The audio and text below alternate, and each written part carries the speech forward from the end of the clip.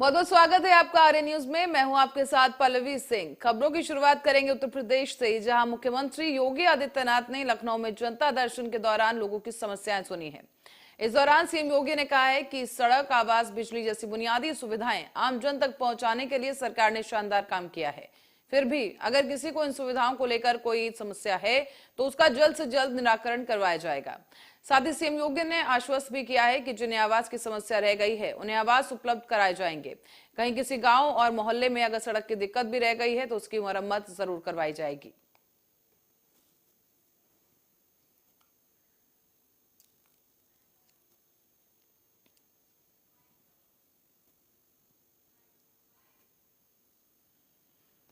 और केंद्रीय मंत्री ज्योतिरादित्य सिंधिया ने दिल्ली में मीडिया से बात करते हुए कहा है कि पिछले कुछ दिनों से राहुल गांधी और कांग्रेस पार्टी ने लगातार जिस तरीके से दबाव बनाया है और धमकी की विचारधारा के साथ काम किया है, उन्होंने जिस निजी कानूनी लड़ाई को एक लोकतंत्र की कानूनी लड़ाई प्रेक्षित करने की कोशिश की है, उससे एक बात तो स्थापित हो गई है कि कांग्रेस पार्टी इस देश में लोकतंत्र के साथ खिलवाड़ करने में कोई कोर कसर नहीं छोड़ रही है।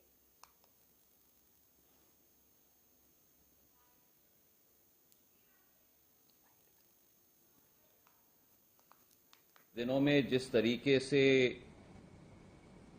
श्री राहुल गांधी और कांग्रेस पार्टी ने जहां एक तरफ न्यायतंत्र पर दबाव और धमकी की विचारधारा के साथ कार्य किया है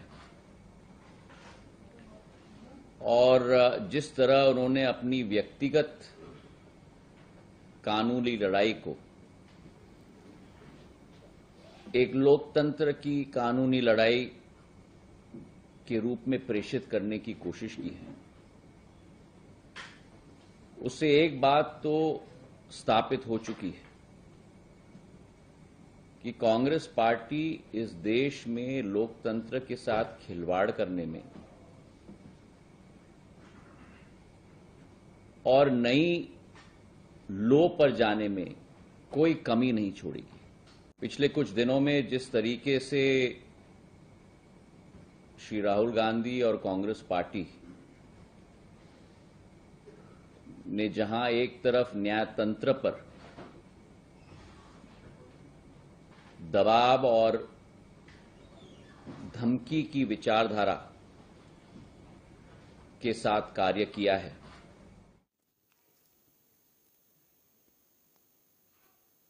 आगे बढ़ते हैं। पूर्व कांग्रेस नेता गुलाम नबी आजाद और केंद्रीय मंत्री ज्योतिरादित्य सिंधिया के सवाल पर कांग्रेस अध्यक्ष मल्लिकार्जुन खड़गे ने मीडिया से बातचीत की। उन्होंने कहा है कि कांग्रेस पार्टी कभी भी किसी के ऊपर दबाव नहीं डालती है और मैं ये भी नहीं चाहता कि सरकार दबाव डाल रही है। लेकिन एक उदाहरण है कि एक व्यक्ति जिसे 3 साल सजा होती है उसके बावजूद उसकी सदस्यता रद्द नहीं की जाती, और एक व्यक्ति यानी कि राहुल गांधी जिससे सच कहा गया, जिसने सच कहा, उसकी सदस्यता को रद्द कर दिया जाता है। पार्टी कभी किसी के ऊपर दबाव नहीं डालती है और मैं ये भी नहीं कहना चाहता हूँ कि सरकार दबाव डाल रही है, लेकिन एक उदाहरण देता हूँ कि राहुल गांधी जी को लाइटनिंग स्पीड में डिस्क्वालीफाई किया गया और गुजरात के एक मेंबर ऑफ पार्लियामेंट को 3 साल की सजा हो गई थी, उसको 16 दिन में उसका पूरा डिस्क्वालिफिकेशन का रद्द करा के उसको पार्लियामेंट अटेंड करने दिया।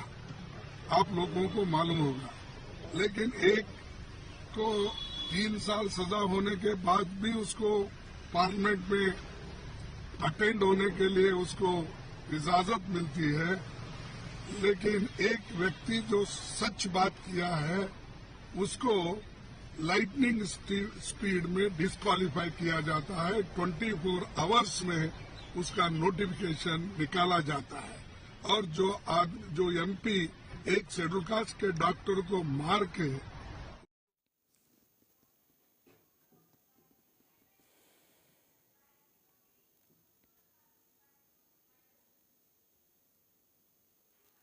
अब बुलेटिन में आगे बढ़ने से पहले रुक करेंगे एक बड़ी खबर की ओर। इस वक्त की बड़ी और अहम खबर जो कि हमीरपुर से सामने आ रही है। बता दें आपको कि एंटी करप्शन टीम ने लेखपाल को रिश्वत लेते हुए रंगे हाथों पकड़ा है।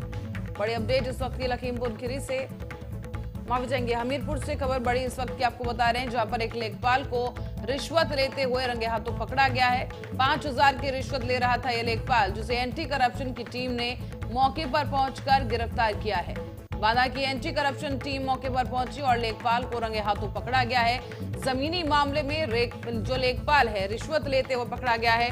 सदर कोतवाल इलाके का मामला है, जहां पर एक लेखपाल को भ्रष्टाचार के आरोपों में लिप्त पाया गया है और इसी के साथ साथ एंटी करप्शन की टीम को शिकायत मिली थी, जिसके आधार पर कार्रवाई हुई है और एंटी करप्शन की टीम ने मौके पर पहुंचकर एक लेखपाल को रिश्वत लेते हुए रंगे हाथों पकड़ा है।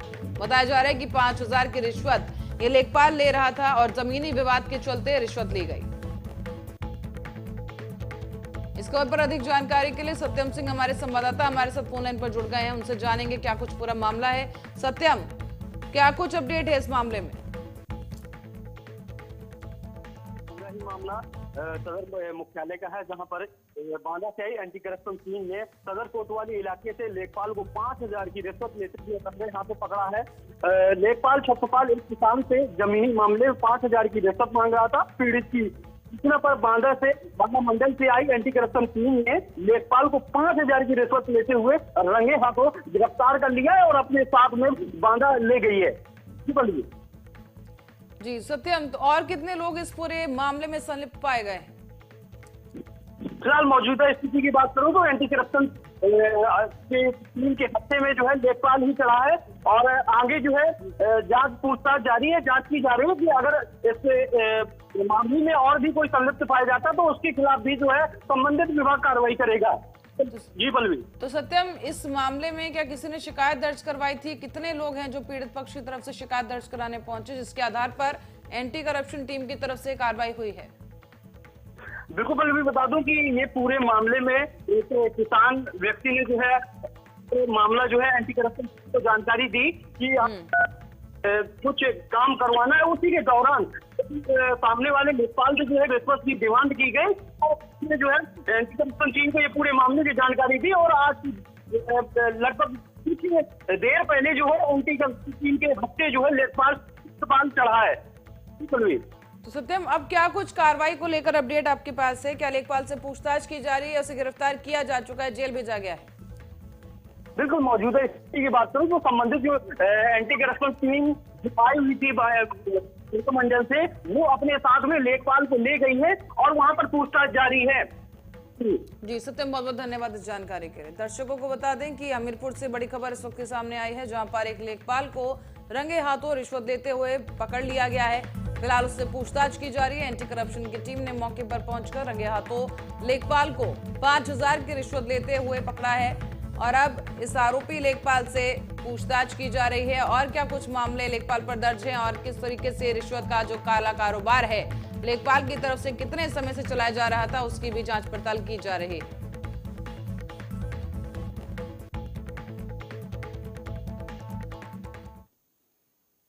और अब रुक करेंगे बिहार की ओर, जहां पर हुए दंगों को लेकर राज्य में मुख्यमंत्री नीतीश कुमार ने प्रतिक्रिया दी है। नीतीश कुमार का यह कहना है कि सभी अधिकारी लगे हुए हैं और हर एक घर में जांच की जा रही है। कुछ दिन बाद सब पता चल जाएगा कि आखिर ये दंगा जानबूझकर किया गया या करवाया गया है और इस दंगे के पीछे की असली हकीकत क्या है। या बहुत अच्छे ढंग से सब चीज कंट्रोल हुआ और एक एक आदमी से हम पूछे और जान लीजिए सब लोग लगा हुआ है, एक एक घर में जा जा करके देख रहा है। तो कुछ दिन के बाद आप लोगों को पता चलेगा ये जानबूझ करके जानते हैं ना, ये सब किया गया। एक जगह जिनको जाना था जानबूझ करके वहां करवाया है और दूसरा जगह बिहार शरीफ है, समझ गए? बिहार शरीफ नामकरण किसने किया है? बिहार था, पूरे राज्य का नाम बिहार और उस जगह का नाम बिहार और उसको हम ही किए बिहार शरीफ। आप जरा जान लीजिए, भूलिए मत। तो उस बिहार शरीफ में जो धंधा करने का कोशिश कोई किया है, ये सब पता चलेगा कुछ दिन के बाद। कुछ से कुछ बोलते रहता है, लेकिन हम तो एक एक को लगाए हुए हैं और एक एक घर में लोग जा रहा है, आप जान लीजिए।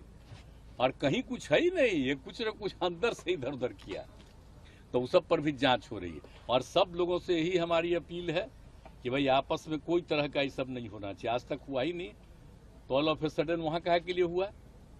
तो ये सब जानबूझ करके एक तरह की योजना है, किस तरह से होता है। हम तो आप लोगों को क्या बोले, अरे आप लोग भी क्या बोलिएगा, आप लोग सब पटना में हैं, लेकिन जब दिल्ली का देख न लीजिए, अब बाहर का जितना भी है अखबार उखबार सब में क्या क्या ये लोग सोशल मीडिया पर क्या कर रहा है, अनाप शनाप इसी सब का दुष्प्रचार है। यहाँ पर बिहार में कहीं होता है? और दो लोग हैं, समझ लीजिए, एक राज कर रहा है और दूसरा उसके साथ उसका एक है एजेंट है, अब वो मिलकर के ये सब इधर उधर कर रहा है, समझ गए ना।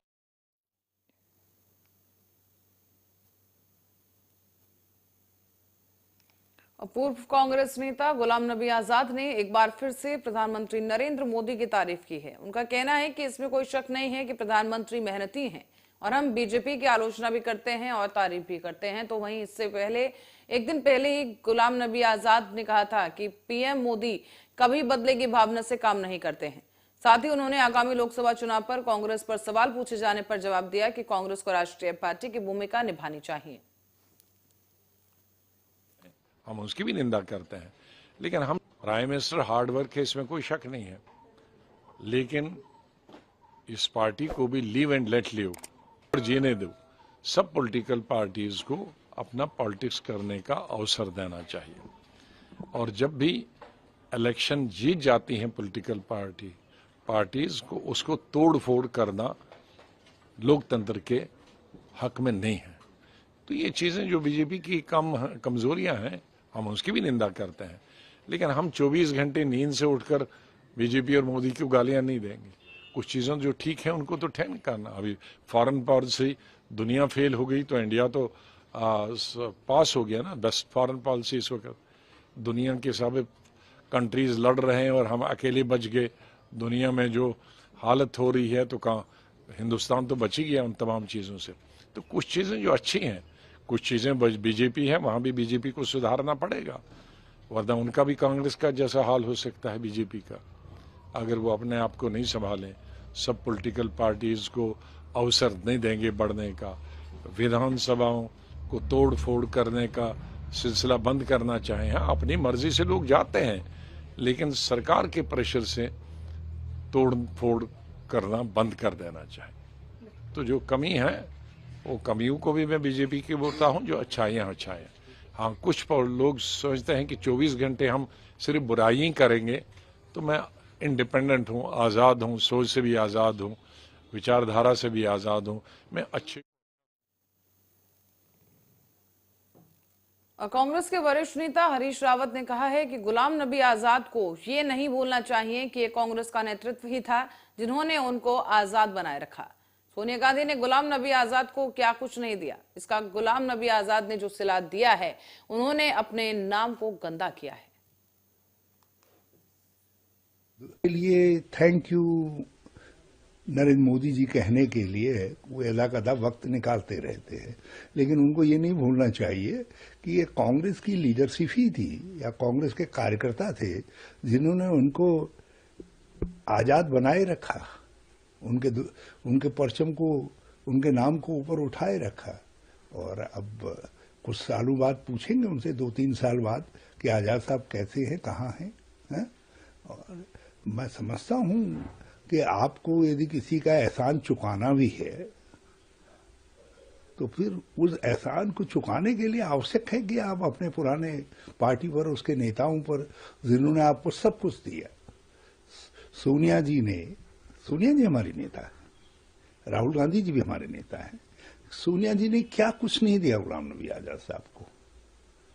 तो इसलिए आपने जो सिला उनके साथ किया है उससे आपने अपने नाम को गंदा किया। हमारे पुराने दोस्त हैं, इसलिए मैं ज्यादा कटु टिप्पणी नहीं करना चाहता, लेकिन अपने नाम को उन्होंने गंदा किया है। इसके लिए थैंक यू नरेंद्र मोदी जी कहने के लिए वो अलाकदा वक्त निकालते रहते हैं।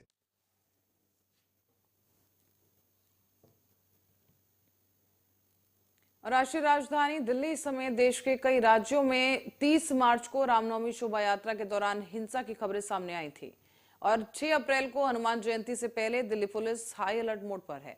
इस बीच आपको बता दें कि दिल्ली के जहांगीरपुरी इलाके में विश्व हिंदू परिषद ने शोभा यात्रा निकालने का आह्वान किया है। विश्व हिंदू परिषद ने यहां पर दिल्ली पुलिस से शोभा यात्रा निकालने के लिए परमिशन भी मांगी। हालांकि दिल्ली पुलिस के मुताबिक 2 ग्रुपों के लिए जहां पर जो 2 गुट हैं उन्होंने जहांगीरपुरी में शोभा यात्रा निकालने की इजाजत मांगी थी, लेकिन लॉ एंड ऑर्डर स्थिति को देखते हुए दिल्ली पुलिस ने दोनों ही आयोजकों को परमिशन देने से मना कर दिया है।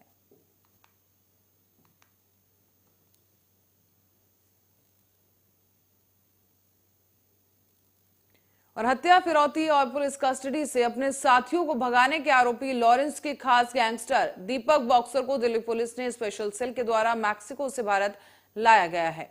इस बीच आपको बता दें कि भारत से भागे दीपक बॉक्सर को दिल्ली पुलिस की स्पेशल सेल ने मैक्सिको से पकड़ा है और अमेरिकी खुफिया एजेंसी FBI और इंटरपोल की मदद से उसे गिरफ्तार किया गया।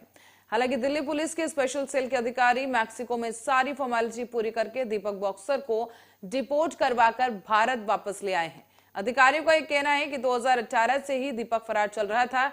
हत्या और फिरौती के कई मामले उस पर दर्ज हैं, जिसमें वांछित गैंगस्टर दीपक बॉक्सर को कोर्ट में पेश किया जाएगा। कोर्ट से रिमांड हासिल करने के बाद उससे पूछताछ की जाएगी।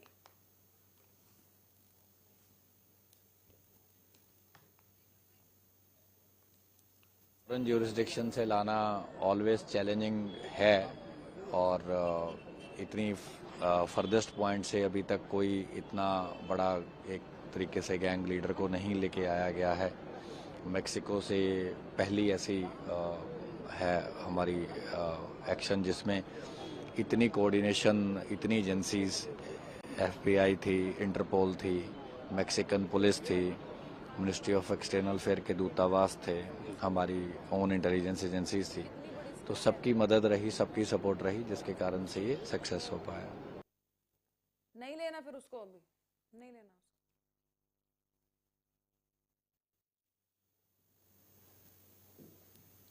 तो वहीं आज पटियाला में जहां दिल्ली के मुख्यमंत्री अरविंद केजरीवाल और पंजाब के मुख्यमंत्री भगवंत मान जो है एक योगशाला की शुरुआत करने जा रहे हैं, लेकिन इस बीच अब इस योगशाला पर संकट के बादल घिरते नजर आए, क्योंकि भारतीय जनता पार्टी के कार्यकर्ताओं की ओर से पूर्व मुख्यमंत्री कैप्टन अमरिंदर सिंह की बेटी बीबा जय हिंद की ओर से किसानों की फसलों को जो नुकसान हुआ है उसी के विरोध को लेकर आज धरना प्रदर्शन किया जा रहा है।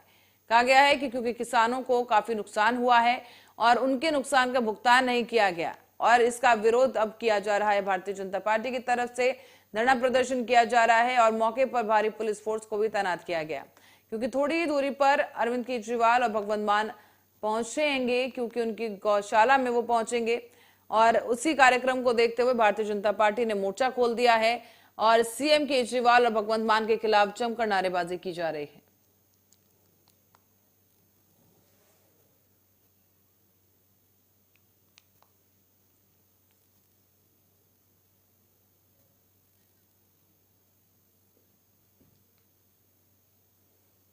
और आगरा से खबर है, जहां पुलिस ने सरकारी नौकरी लगवाने के नाम पर ठगी करने वाले गिरोह के एक सदस्य को पकड़ा है।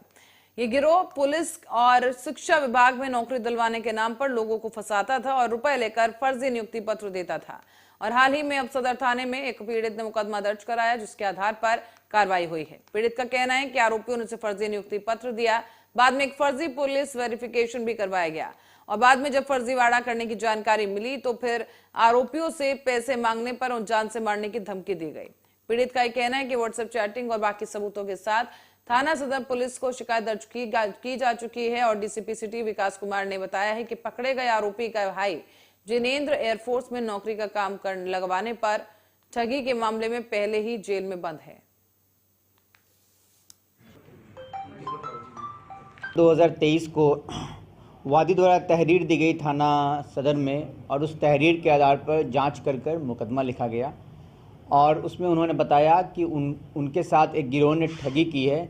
जो गिरोह उनको नियुक्ति पत्र डाक के माध्यम से उनके घर पे डिलीवर कराया है, उनसे पैसे ले लिया है, लेकिन वो नियुक्ति पत्र की जब जांच की गई तो नियुक्ति पत्र फर्जी था। इसी क्रम में ये मुकदमा लिखा गया था और मुकदमे में एक अभियुक्त जिसका नाम है मनोज पुत्र कालीचरण निवासी मोहनपुरा ईदगाह थाना शाहगंज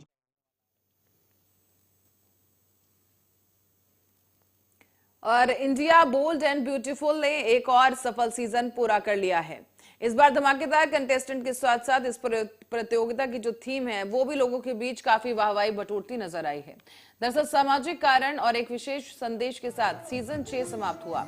गौरतलब है कि सीजन 6 में केवल trans community trans power queen and king के लिए आयोजित किया गया था। इस बीच आपको बता दें कि कार्यक्रम में कुल 21 प्रतिभागियों ने भाग लिया, जिसमें दर्शकों के बीच इस कार्यक्रम में अपनी एक खास ही जगह बनाई है। इस खास कार्यक्रम का आयोजन डॉक्टर कीर्ति और आशु आहूजा के जरिए किया गया और शो का निर्देशन रंजीत कौर ने किया है। तो वहीं आपको ये भी बता दें कि प्रतियोगिता में दीपिका शो की ओपनर रही और लवली शो स्टॉपर बनी, जबकि आरोहण एनजीओ की प्रिंसी को विजेता का ताज पहनाया गया है। इसी बीच इस क्रम में मैगी और सनम को एक उप विजेता के रूप में ताज पहनाया गया। इसी क्रम में आपको बता दें कि दिव्या को 2 रनर अप के रूप में ताज पहनाया गया और सभी प्रतियोगियों को मेकओवर जो है वो ओरन इंटरनेशनल की तरफ से किया गया है।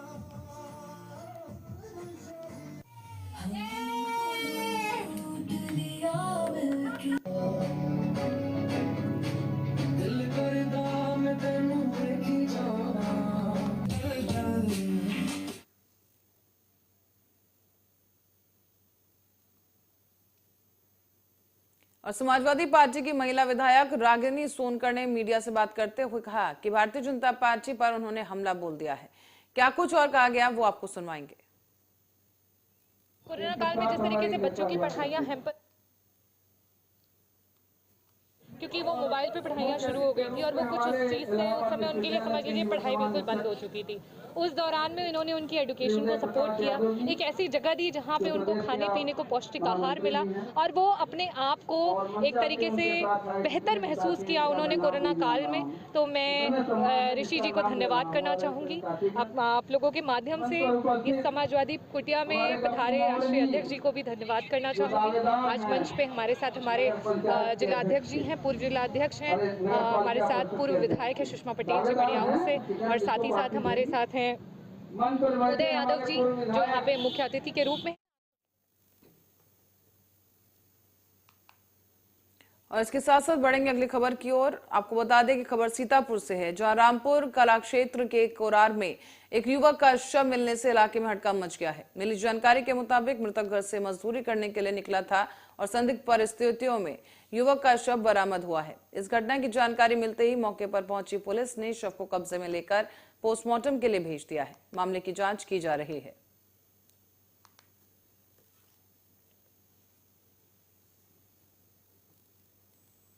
और तेज रफ्तार का कहर एक बार फिर से सामने आया है। एक तेज रफ्तार लोडर ने टायर फटने की वजह से अनियंत्रित हो गया और सड़क दुर्घटना को अंजाम दिया। दरअसल आपको बता दें कि सड़क के किनारे गड्ढे में यह लोडर पलट गया है। घटना बधोकर थाना क्षेत्र की है, जहां पर बुएमऊ गांव के पास ये हादसा हुआ है। तेज रफ्तार लोडर का अचानक टायर फट गया, जिससे वो अनियंत्रित होकर सड़क किनारे गड्ढे में गिर गया है। इसकी तस्वीरें हम आपको दिखा रहे हैं, जहां पर आपको बता दें कि आसपास खेतों में काम कर रहे लोगों ने लोडर में फंसे ड्राइवर और क्लीनर को बाहर निकाला है। गनीमत ये रही कि दोनों को मामूली चोट आई है और दोनों सुरक्षित हैं।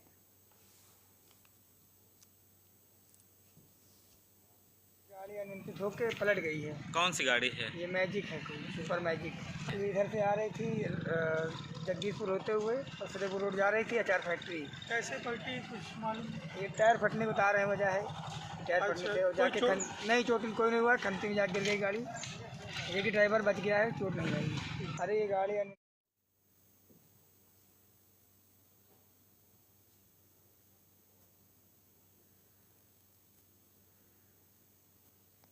और इस खबर के साथ ही बुलेटिन में फिलहाल के लिए इतना ही। बने रहे हमारे साथ, देखते रहे आर्या न्यूज।